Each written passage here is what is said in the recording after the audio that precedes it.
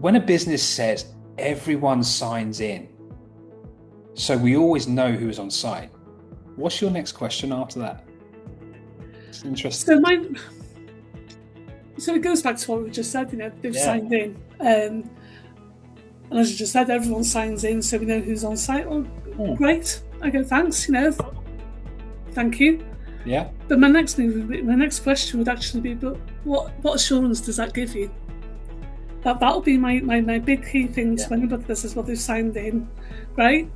We know they're here, but what assurance does having that name on a piece of paper give you for that person, that contractor, that visitor, whoever they are? What assurance do you get? A signature tells me that somebody's arrived. They're there. Thank you. But it doesn't tell me whether they're authorised to be there. Doesn't tell me who they are. Doesn't tell me what they're doing. Doesn't tell me why they're doing it. Doesn't tell me if they've completed an induction. It doesn't tell me if they're competent. Doesn't tell me if they've got the RAMs, the permits, or what have you to validate, why they're there.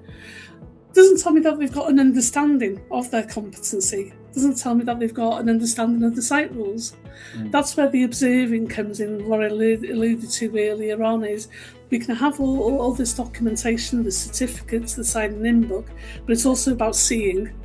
Seeing, hearing, listening, speaking to people.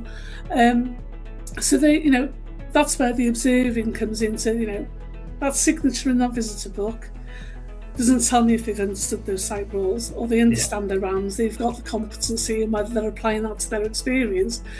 But it doesn't tell me if they've been briefed on the emergency arrangements either. Also, so what is happening around here? That signing in record is just an element of control. It's one little piece of the jigsaw.